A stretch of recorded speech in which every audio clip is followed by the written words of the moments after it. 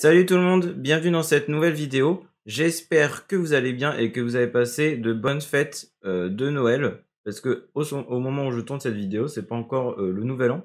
Donc je pourrais vous souhaiter tout ça que la fois prochaine, la vidéo prochaine. Vous avez peut-être aussi remarqué que j'ai baissé la cadence des vidéos. Car au début j'étais à 2 vidéos par semaine. Après là j'étais plus qu'à une seule vidéo par semaine. Et là je me suis décidé à faire plus qu'une vidéo toutes les 2 semaines pour pouvoir me concentrer plus sur le blog et faire des articles un peu plus complets. Donc à l'avenir, en fait, j'aimerais faire des articles de blog un peu plus longs. Donc du coup, les vidéos YouTube, elles seront un peu plus conséquentes et du coup, ça compensera la cadence de vidéos YouTube qui est un peu plus faible. Et donc aujourd'hui, du coup, nous allons parler des augmentations de capital en bourse. Vous avez déjà entendu parler d'augmentation de capital en bourse. En fait, cela arrive quand une entreprise décide de lever des fonds et d'obtenir des fonds supplémentaires de la part de ses actionnaires actuels ou de nouveaux investisseurs. Les augmentations de capital vont faire baisser mécaniquement le cours de l'action, tout simplement parce qu'il y aura plus d'actions en circulation. Donc les entreprises incitent fortement les actionnaires à souscrire à l'augmentation de capital, ce qui permet aux actionnaires de garder la même proportion de capital détenu au sein de l'entreprise et le même pourcentage de droits de vote. Dans cette vidéo, nous allons voir dans un premier temps ce qu'il faut regarder avant de participer à une augmentation de capital. Ensuite, nous verrons donc les droits préférentiels de souscription qui s'appellent les DPS et qui vous seront utiles si jamais vous souhaitez participer à l'augmentation de capital. Et enfin, nous verrons si cela est intéressant d'y participer ou non, selon mon avis, tout ce qu'on aura vu auparavant. Donc premièrement, la chose à regarder en priorité, ce sera pourquoi l'entreprise décide d'augmenter son capital. Est-ce que c'est pour acheter notre entreprise ou est-ce que c'est parce que l'entreprise est endettée ou c'est parce qu'elle a des difficultés financières et qu'elle a besoin de capital supplémentaire? Une fois que vous avez la réponse à cette question, cela vous permettra de savoir indirectement la santé financière de l'entreprise. Car si elle est en difficulté et qu'elle demande de nouveaux fonds, ça veut peut-être aussi dire que elle n'a pas assez de capitaux propres et que du coup elle est en difficulté financière et qu'elle a besoin de ses actionnaires pour survivre. Ensuite, la deuxième chose importante à regarder, ça va être de voir si l'entreprise propose des nouvelles actions à ses actionnaires actuels à un prix plus faible que le cours actuel de l'action. Donc, parce qu'en fait, souvent, dans ces cas-là, il y a une décote qui va de 20 à 30%, qui permet d'avoir des actions à un prix moins cher et qui est beaucoup plus intéressant pour les actionnaires, ce qui permet aussi de les inciter à participer à l'opération. Et donc, juste en fait, s'il y a une décote, ce sera beaucoup plus intéressant que s'il n'y en a pas, car comme je vous ai dit tout à l'heure, comme le cours de l'action il baisse, mécaniquement, du coup, cette décote va permettre de compenser cette baisse et comme ça, vous ne serez pas perdant dans l'opération. Du coup, si vous êtes déjà actionnaire de l'entreprise qui propose une augmentation de capital, vous aurez en fait un ratio d'actions nouvelles distribuées par rapport à votre nombre d'actions actuelles. Par exemple, si vous détenez donc 10 actions de l'entreprise et que ces 7 actions possédées donnent une action nouvelle, vous aurez donc une action nouvelle supplémentaire.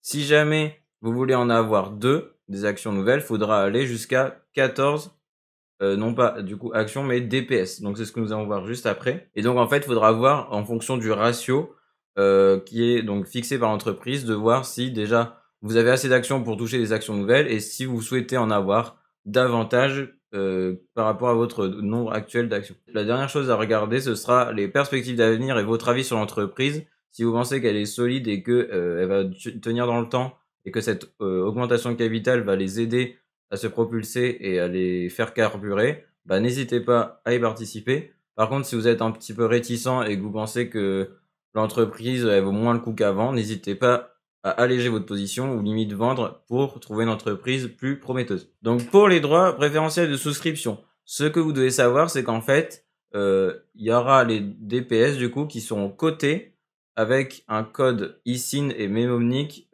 indépendant au cours de l'action. Ce sera vraiment coté à part. Et si on reprend du coup l'exemple qu'on avait avant, si jamais en fait vous avez donc 10 actions que vous détenez, vous aurez également 10 DPS. Vous aurez en fait un DPS par action. Donc dans notre exemple, c'était 7 actions possédées égale une action nouvelle en plus. Soit vous voulez avoir qu'une action nouvelle en plus, et dans ce cas, vous aurez 3 DPS entre eux que vous pourrez vendre à part avec le code ISIN spécifique. Soit vous voulez aller à 14 DPS pour avoir 2 actions nouvelles, ou alors ça peut être 21, et alors, tous les multiples de 7 jusqu'à temps que vous voulez, en fonction du nombre d'actions nouvelles que vous voulez. Si vous voulez aller jusqu'à 14 DPS, il faudra que vous achetiez donc 4 DPS en plus sur le code ISIN à part. Petit avertissement, dans le cas de l'augmentation de capital de Veolia qu'il y a eu en 2021, moi je voulais participer, parce qu'en fait, Veolia est éligible au PEA, mais les DPS nécessaires à l'opération n'étaient pas éligibles au PEA, mais qu'au compte titre. Donc du coup, j'ai pas pu y participer parce que j'avais des DPS sur mon PEA,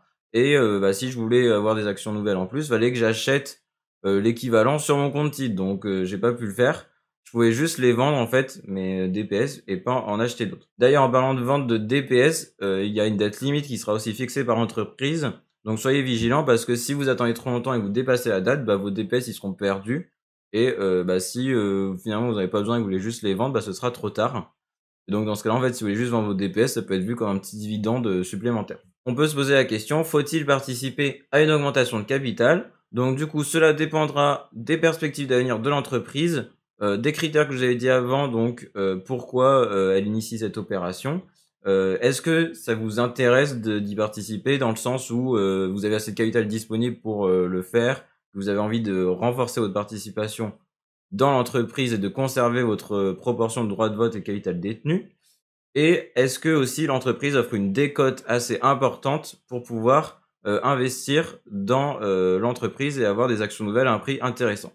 Donc en fonction de toutes ces questions, vous pourrez savoir si c'est intéressant d'y participer ou non. Moi clairement je vous dis, s'il n'y a pas de décote, c'est beaucoup moins intéressant, et j'y participerai que si l'entreprise est vraiment très intéressante selon moi et que c'est dans mes actions préférées. Sinon je passerai mon chemin et je laisserai l'augmentation de capital se faire.